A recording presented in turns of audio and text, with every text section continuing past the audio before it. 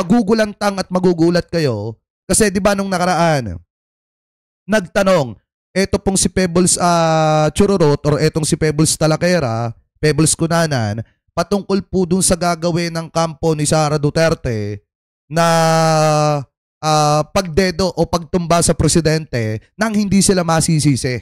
At dito matatalakay din po natin yung partisipasyon di umano nito pong si Gloria Macapagal Arroyo, mga kababayan, sa balak na pagpapatalsik laban po kay PBBM. So ito, i-play po natin mga kababayan at pakinggan po natin. Naku, sorry. Nakailip ako. Sorry, hindi ko natuloy pala yung yung pinahulaan ko sa inyo kung ano yung taktikang gagawin nila na hindi masisisi si Sara, yung mga Sara Army na yan, yung mga... sabi ni Marlon Castelo, ito sasagutin ko she's a good friend for me. Para sa akin. Retired generals na yan, yung mga nagplano ng destabilization laban kay PBBM, di ba yung last content is pinahuhulaan ko sa inyo kung ano yung gagawin nila na hindi sila masisisi. May mga nakasagot na tama, lalasunin. Yes, lalasunin, pero ang unang gagawin, ima-mind conditioning muna. Grabe no?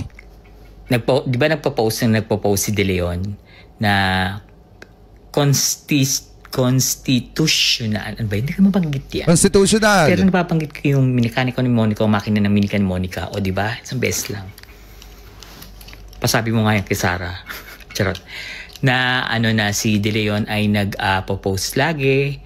Mina-mind conditioning niya na dapat tanggapin natin na kapag nawala si PBBM, ang papalit ay si BP Sara. Yun. Lalasunin siya. Tuloy pa rin ang assassination. Meron pa rin sniper. Meron pa rin. Pero pinaka-safe na gawin, yun talaga, kasi magagalit yung mga tao kapag ganun yung ginawa nila, yung... Tsaka lalo na kung gagawa ng ganyan ngayon ng presidente, mga kababayan, lalabas po talaga ang taong bayan. Maniwala kayo, lalabas po talaga ang taong bayan at tawag dito mag-aaklas labang kay Sara Duterte kung sakaling gagawan po nila ang presidente ng ganyang klaseng karume ng gawain para lamang po mailuklok sa pagka-presidente eto pong si Sara Duterte. Kasi alam naman po natin ngayon na napakahalaga ng presidente sa panahong ito ngayon ni PBBM. Bakit? Siya lang naman, mga kababayan, ng presidente na nagpaimbestiga. At siya lang naman ang presidente na naging dahilan para maisambulat sa publiko yung napakalaking nakaban na nangyayari sa kaban po ng bayan. Kaya kung tutusin po talaga, napakalaki ng halaga ni PBBM sa panahong ito ngayon para papanagutin yung lahat ng mga sangkot. Kaya nga yung mga sasama dyan sa kampo ni Sara Duterte para patalsikin ng presidente, yan siguro yung mga kongresistang kurap. Anyway, tuloy pa natin. Yung babarilin, yung parang ninoy, magagalit, mag-aaklas sa mga tao. Lalong hindi makakaupo si Sara. Kaya ang gagawin nila, lalasunin. Kaya sa palasyo, pero nagsabi na rin ako na huwag basta-basta kakain ng presidente as much as possible. Dapat yung first lady ang naghahain ng pagkain niya or i-check muna, ipakain muna dun sa nagsilbi, nag-serve. Ganun yung dapat na gawin para maligtas ang presidente dun sa plano nila. And never ever, Mr. President, Papshi, na kapag nasa labas ka, inalok ka ng Mr. President, inumin po, yung nagchirurut, inaanyayahan po namin kayong kumain, ganyan. Jumain ka sa kanila sa lamesa, pero huwag kang kumain. Huwag po kayong kumain. Yan ang pakakaingatan nyo. Yan yung plano nila. Na kapag hindi naman matupad habang tumatagal yung araw, na ewan ko bakit taing-tae si Sara Duterte na makaupo. Pinagdadasal ko na nga na sana matupad ng interim release. Pero sa ibang bansa nyo ilagay. Huwag sa Pilipinas. Para matigil na yung babaeng yan. Baliw yan eh. Kung hindi matutuloy, marami pa silang option. Grabe no? Dahil ang nasa plano talaga ay eto. Sasabihin ko na sa inyo. Wait. Ayan, eto talaga yung gagawin nila. Since day one na gusto nilang patalsikin si PBBM. Pero nung una kasi, wait, basahin natin. Madam Pebbles, Kunanan, again, for the second time, nung una kasi, hindi ganito karumal-dumal yung plano nila kay PBBM. Totoo to. Kong buhay ko, pamilya ko. Totoo to. Yan. Madam Pebbles, Kunanan, again, for the second time, in all honesty and sincerity, let our dear President know that there is a renewed plan, may binago sa plano, of staging a coup to oust and unseat President Bongbong Marcos. This is an A1 information, so hindi ko kailangan basahin kasi may mapapahamak. The plan is fueled with so much anger and vindication, not only for President BBM but for the first family. According to according to Congressman Pulong's aide de camp, kita nyo, hindi ko mabasa kung gawa-gawa ko yan. Tama ba yung sabi ko? Aide de camp, Pulong will now use their hidden gold bullions and billions they amass ba yung tawag dyan? Ba yan? English na naman, guys.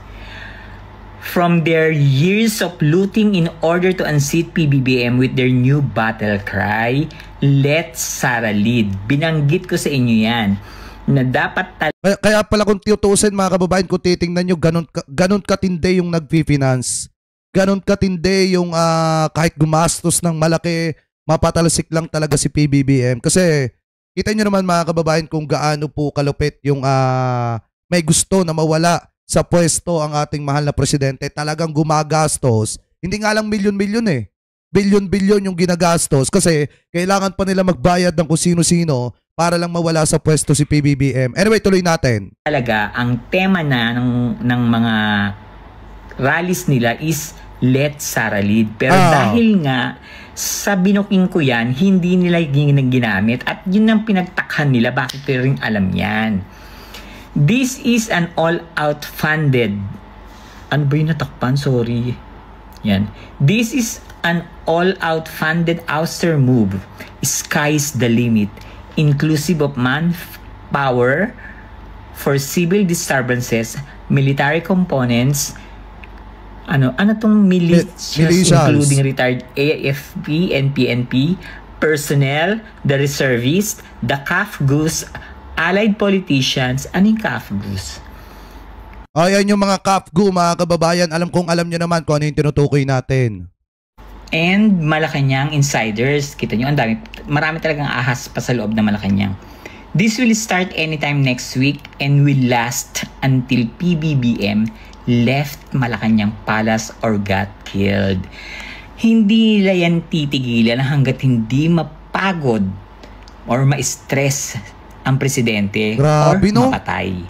Kasi ang aim nila dyan, kung hindi man mapatay, papagurin nila yung parang i-stressin na nila na sumuko si BBM. Kaya pinopost ko lagi na huwag kang susuko, lumaban ka. Mahirap mga kababayan, paano nyo pasusukuin yung presidente na nag-training bilang scout rangers? Paano nyo pasusukuin yung presidente na dumaan sa napakatinding training mga kababayan? Alam nyo ba, ito siguro yung hindi alam ng iba, na ang presidente natin mga kababayan, bukod sa naging scout rangers yan, pakitama na lamang po ko kung ako po ay mali.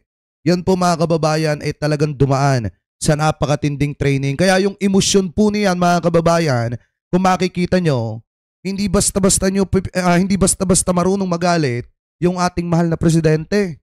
Kapag ka binabato ng matitinding issue, tahimik lang mga kababayan kasi sabi ko nga po sa inyo, si PBBM ang isa sa talagang pinakamagaling na presidente na talagang naging leader ng ating bansa. Bukod sa tahimik lang, pinag-aaralan yung galaw ng mga kumakalaban sa kanya. Kaya kita nyo naman po, nagtagumpay ba yung plano ng kampo ni Sara Duterte? Hindi. Laging sablay. Nariyan na nga na dapat mapapatalsik na si PBBM. Nagsuot na nga ng barong etong si Sara Duterte para nakahanda na sa kanyang proclamation. Pero ano nangyari mga kababayan? Napahiya lang. Kasi nga, yung akala ni Sara Duterte na magtatagumpay na siya, ang nangyari mga kababayan, talagang napahiya lang siya. Anyway, tuloy pa natin. Nandito lang kami, lumaban ka, maniwala ka sa akin, lumaban ka, mahal na presidente. Papagurin, marami silang ilalabas na issue. Alam nyo yan, na hindi nawawala sa profile pic ko yung note na hindi sila titigil. Protect the president. Gusto ko lumaban ng presidente. Ayoko sa mga demonyong yan. Tuloy na natin. There are only few of us know this and I want you to disseminate this information to discourage people who wants themselves to get involved in this plot. Secrecy is their might. Surprise might get the government flat-footed. Better yet, expose them this early and let them know that the government is at all times knew what the plans are. We're behind you, Ma'am Pebbles. Yan ang totoo nilang plano. Hindi talaga sila titigil. Ang nabago lang uli ngayon na plano is hanggat maaari, hindi nila papapatay yung babarilin, yung suicide bomber. No. Ginawa nila yung eksena na lalasunin. And ima-mind conditioning ang mga tao na constitutional na maging VP president maging president ang vice president kapag wala ang president. Grabe. Yun yung ginagawa nilang mind conditioning ngayon. At mapapansin nyo na si Sara, ang mga posting, mabait, diba? Ganyan-ganyan, chururut-chururut. Let's read. I'm encouraging the children to read books, ganyan, chururut. Ayun, nag-recommend ako ng books na babasahin yung yung tungkol sa patayan sa EJK. Sabi ko, ito, basahin nyo. May iyak kayo dyan sa ginawa ni Duterte sa mga nakabalahuraan sa mga Pilipino. Ayan, yan ang eksena.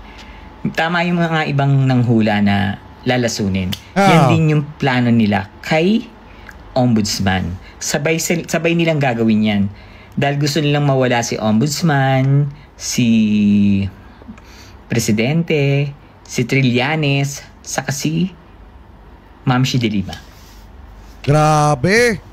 4 yung target na kailangan mawala para malinis ang pamumuno ni Sara Duterte. At yan i-eliminate nila. Grabe! Ng iba't ibang klaseng eksena. O siya, chururut, tusok. 10 minutes uli. Kaya, maraming salamat dun sa mga nag-share ng post ko. Huwag po kayo mag-alala, hindi po ako sinungaling na tao.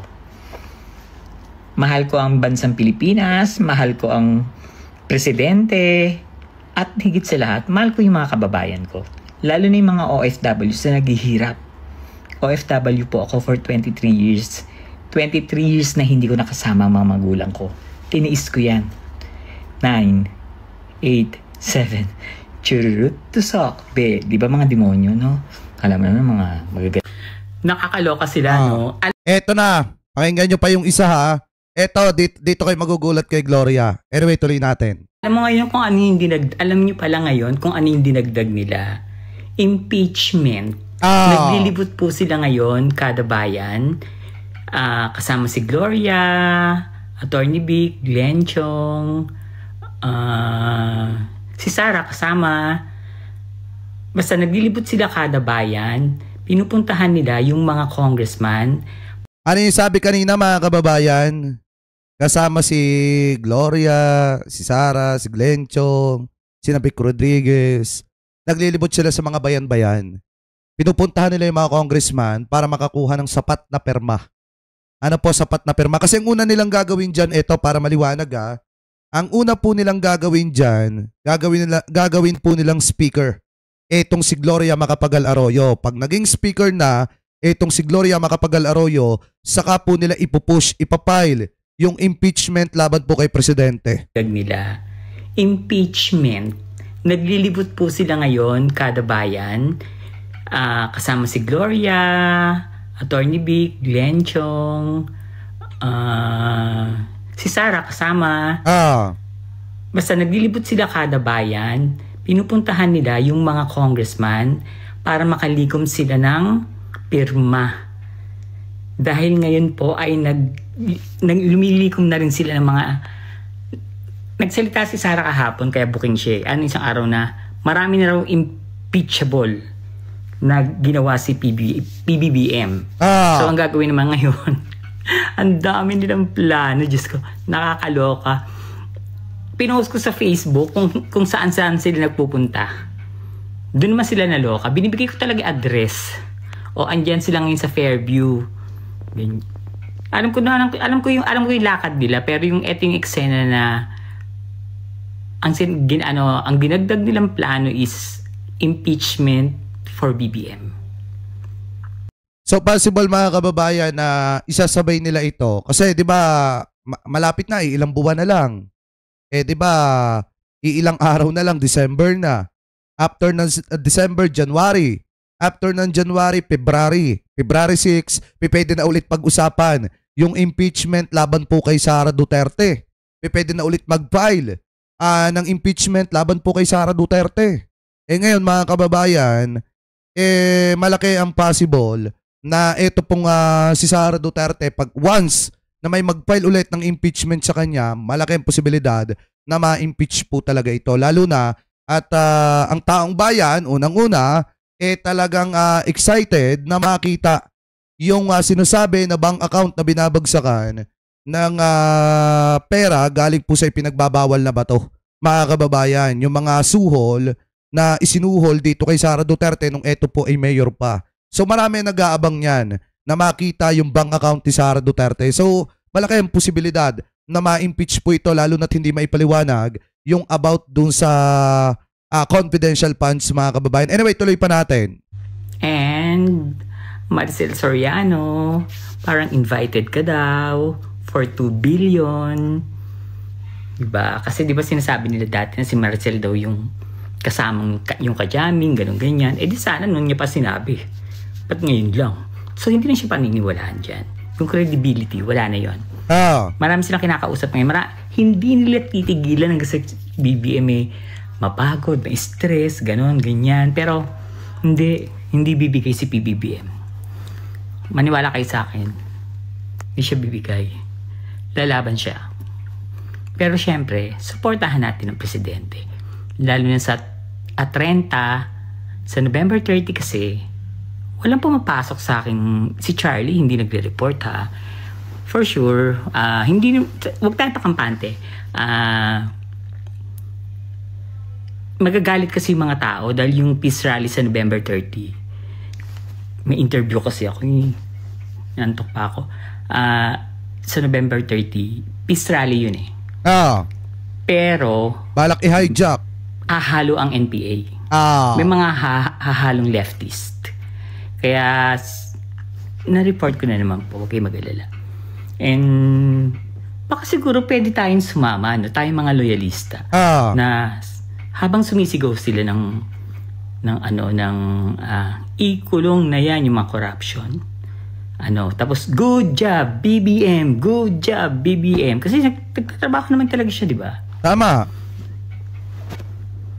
Marami naman akong binigay na opinion. Pero syempre, normal na tao lang naman ako para maniwala sila sa mga opinion ibibigay ko, mga matatalino naman yan. Pero yung mga yung info about sa buhay ni PBBM, po yan, huwag kayong mag-alala. Nakakarating po sa kanya. Matapos ng November 30, malalaman ko lahat yan kung anong plano nila. Hindi nila titigil. Ang ending, uunahan pa nila ngayon si PBBM ma-impeach. Diba? Dahil hindi po talaga sila makakapwesto, huwag kayong mag-alala.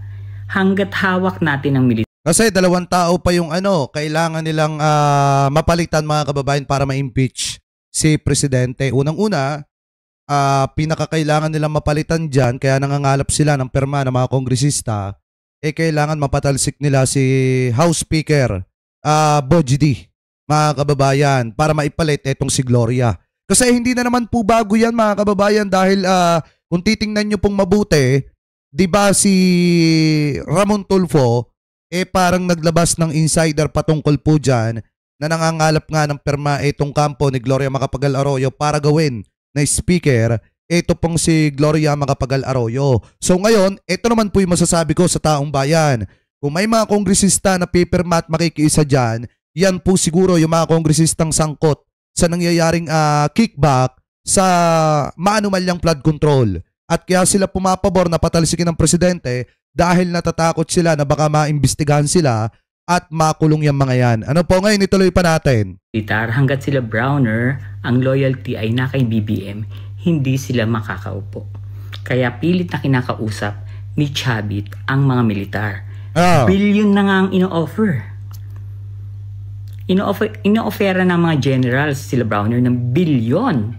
Pero hindi nila nabili. Ano siya, super loyal si General Browner kay PBBM kasi ang tatay niya ang tatay ni General Browner at ang tatay ni PBBM si Fem mag-best friend din. Kasi sa totoo lang kung meron man dito nanonood ng mga dilawan, pinklawan, wag kayong masasaktan. Nung panahon ni Fem, napakaganda ng buhay ng Pilipinas. Kahit nasabihin nila yung martial law. Ay, Lorenzo Jaisel, mega love shoutout Hindi siya ng gulo. Hindi. Pero nung natanggal siya, ano nangyari sa Pilipinas? Ganda hirap. From Aquino, Ramos, Erap, Gloria, Noynoy, Duterte. Ano nangyari sa atin na dati tayong number 2 sa Asia? Walay, di ba? Kaya wag niyo akong inaartihan kayong mga lefties na magdanakaw si Fem, na diktador siya, o ay yung mga pinagtatanggol nyo, anong gawa? Nga. Wala man lang yata napatay yung ka-ospital. Diyos ko. Tapos magdereklamo kayo ngayon. Kaya yung mga lefties na nasa loob ng kamera, yung sila Renny ba yung kulot-kulot na ganyan, tiyatalakan ko lagi yan. Akala mo naman buhay na siya nung buhay pa panahon ni Fem. Akala mo buhay na kung magsalita yan yung diktador. Siya ang gusto ko nga i-reband yung buhok ng kulot ng baklag niyan. Basta November 30 malapit na po yan. Suportahan natin ng presidente, pagdasal natin siya, yung safetyness niya, kasi hindi tayo nakakasigurado dahil... Sino yung mga nakapanood dyan nung sa ICC? Dinay ba? Ako malakas kutob ko, dinay yan. Hindi pa ako nanonood, mga kababayan, na naka-live tayo. Hindi ko pa pinapanood kasi bala ko mag-live ulit mamaya ng isa para pag-usapan yan. Pero ako malakas ang kutob ko, dinay talaga yan. Hindi talaga mga kababayan. Alam nyo ba kung bakit, magbibigay ako ng opinion kung bakit palagay ko deny yung interim release. Kasi dahil kay Sara Duterte yan. Dahil kay Sara Duterte yan. Gusto nilang mabulok yung tatay nila doon sa loob ng bilangguan. Mas pabor pa nga sila kung may mangyayaring hindi maganda kay Digong. Bago mag 2028. Bakit? Siyempre, sympathy. Sympathy yung pinakamahalagang armas para makuha nila yung simpatsya ng tao at manalo itong si Sara sa pagka-presidente. Lalo na at una pa lang nag-announce na po siya na siya ay magiging tatakbo sa pagka-presidente sa 2028. Hindi nila hahayaan na si Digong ay makalabas dyan. Diba? Kung tayong mga Marcos loyalists, sumusuporta kay PBBM sa presidente, gusto natin na harapin, magkaroon ng malakas na pangatawan si Digong, harapin yung kanyang mga pananagutan. Yung mga mismong kamag-anak ni Digong, ayaw nila ng ganun. Ang gusto nila, mabulok na si Digong dyan sa ICC, may mangyaring hindi maganda bago mag 2028 para makakuha sila ng sympathy. Ano po, anyway, tuloy muna natin to. Nagugulat ako, walang dumarating si Charlie, walang report. Buhay pa kaya yun? Wag naman sana, Diyos ko, malaki na itutulong yun sa akin. Marami pong tumutulong sa atin, marami.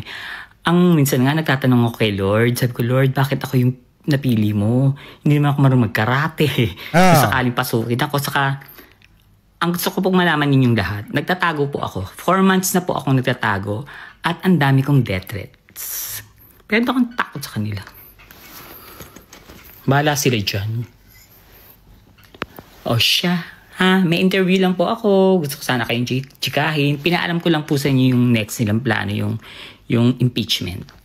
Pero maliwanag dito na totoo yung sinasabi ng insider ni Ramon Tulfo na di umano daw mga kababayan, paano ba? Etong si Gloria, kasama ng grupo ni Sara Duterte at nangunguha na ng pirma sa mga kongresista para ipa-impeach etong si PBBM. Una, para gawing speaker si Gloria. Pangalawa, saan pa ba naman pupunta yon? Para ipa-impeach ang ating mahal na presidente. So yan mga kababayan, yung mga, tsaka nalaman nyo din naman kung ano yung talaga yung plano kay PBBM para mawala. Mawala sa pwesto at mawala sa mundong ito sa pamamagitan na hindi masisisi etong si Sara Duterte. So kaya mga kababayan, ano po masasabi ninyo hingil po dito sa ibinulgar na ito ni Pebbles Talakera mga kababayan. So comment below na lamang po kung ano po masasabi nyo hingil po dyan.